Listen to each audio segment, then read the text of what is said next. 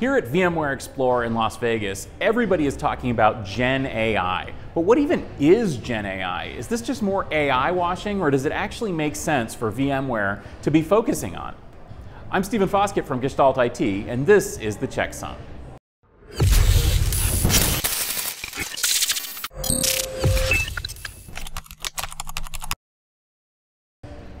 So first off, let's talk a little bit about GenAI. What even does that mean? Well, first off, let's just define GenAI. What does that even mean? The answer is nothing. It doesn't mean anything. GenAI is a short form of generative AI. And just like terms like on-premise, it's just like wrong. It's just verbally wrong. It's a shortening thing. Don't worry about it. But even if when you substitute GenAI for generative AI in these sentences, even then, I don't think it means what you think it means. So it's important to kind of go back to the beginning here. AI, artificial intelligence, there's a whole bunch of different approaches to it. GenAI, if it's generative AI, refers to generative theory, which is basically a mathematical concept and a statistical concept. And essentially, what we're getting at here is this is the statistical concept behind a lot of the popular AI models that we're seeing out there right now. Things like ChatGPT and Midjourney or Stable Diffusion or DALL-E, things that are in the news. These are generative AI-based artificial intelligence models. And when you hear marketers talking about GenAI, what they're really saying is applications like ChatGPT. Okay, that makes some sense. So the next thing to keep in mind when marketers are talking about supporting GenAI or how GenAI is driving demand or how their new product enables enterprises to deploy GenAI, they don't really mean that you're going to basically have enterprises using this basic technology to create brand new large language models, for example. What they mean is that they would have infrastructure that supports the retraining, the validation, and the implementation of large language models. In other words, we're not going to have VMware be the core technology behind the next version, I don't know, let's say GPT-5, right? That's not really where they're going for. What they're saying is that enterprises are increasingly looking to technologies like this as something that can give them a competitive advantage, something that they can integrate into their applications, and therefore they need enterprise technology infrastructure that supports the transfer learning, the training, and the construction of these models on the one hand, and also the regular use of these models. When it comes to AI, basically, you're talking about training and you're talking about inferencing. Where inferencing just means basically using it, running it. And inferencing and training have very different requirements. Of course, training has very different requirements too. If you're going to be building the next giant, billions of parameters large language model, you need basically an AI supercomputer.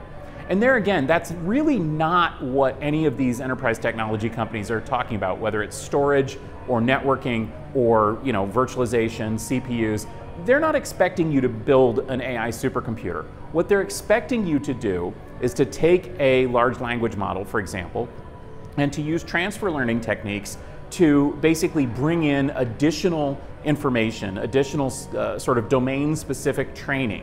So, for example, you might take a language model and train it on your entire knowledge base of support materials. And then you would have basically an artificial intelligence assistant that could give recommendations for making sure that customers are able to configure your device correctly or something like that. So from that perspective, I think this makes a little bit more sense than saying that they're supporting GenAI. Now, the next thing to keep in mind is that there's kind of two aspects that enterprise technology vendors are using generative AI, large language models, and so on. On the one hand, there is basically AI that's part of the product. things like Copilot, digital assistants, basically AI Clippy that says, hey, are you trying to write some code? I can help you with that. Again, companies like VMware are doing things like that, and those sort of things, AI ops, are going to have a lot of impact on the use case and the environment and the end user experience. But that's also not what they're talking about when they're saying that they're going to support GenAI. What they really mean is that they're going to enable companies to develop products of their own that do things like that. Now, all of this comes down to VMware. So VMware talked about GenAI a lot in the keynote. It's all over their website. Everybody's talking about it. So what do they really mean? Well, here's what they really mean. VMware is in a really unique position because what does VMware, vSphere, ESX, what does their core technology do?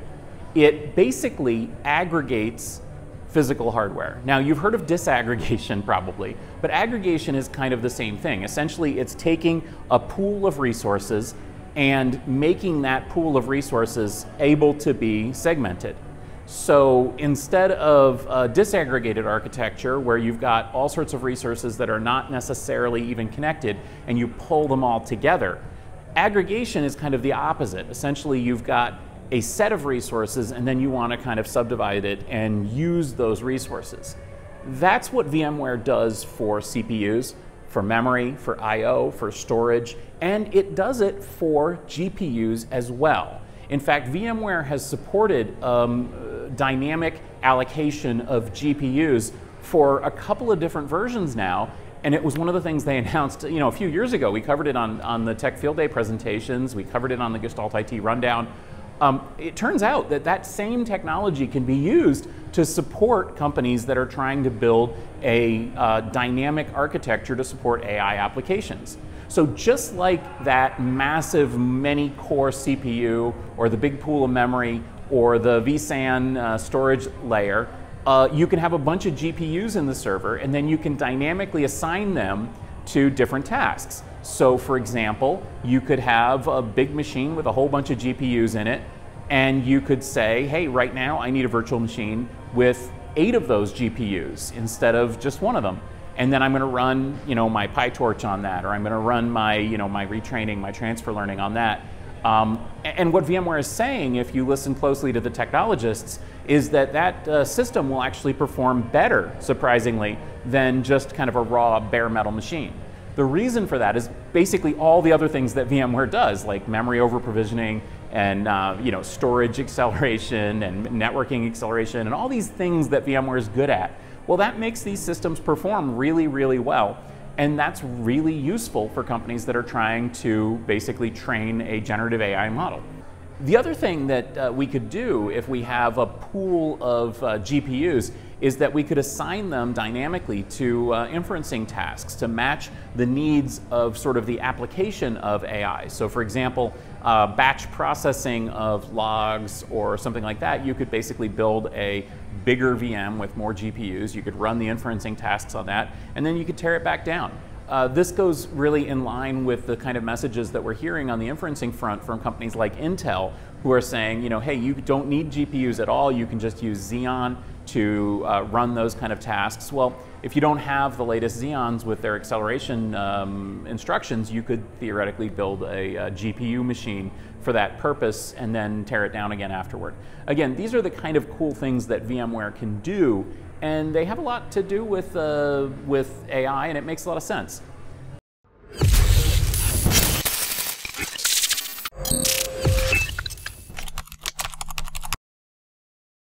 So as you can see, VMware actually has a lot to do in the space of generative AI. It's not just AI washing. It actually makes a lot of sense to use VMware to build basically GPU machines that you can dynamically reconfigure and that you can use for transfer learning, for lighter weight training, for inferencing. And all of those things are leveraging the core technologies that VMware has been so good at. So in summary, it is a relevant and realistic and practical application for VMware. It makes a lot of sense for the company to get into it. They actually are uniquely positioned with technology that enables this. I mean, sure, eventually we're going to be able to compose machines using CXL or something like that, but that's still a little ways off. For now, VMware is in pretty good shape, and I actually see this as a pretty decent market for them. Better than some of the companies that are saying that enterprises are going to build their own giant training supercomputer. I think that this is actually a really practical application. Thanks for listening. Again, I'm Stephen Foskett for Gestalt IT, and this is the Checksum.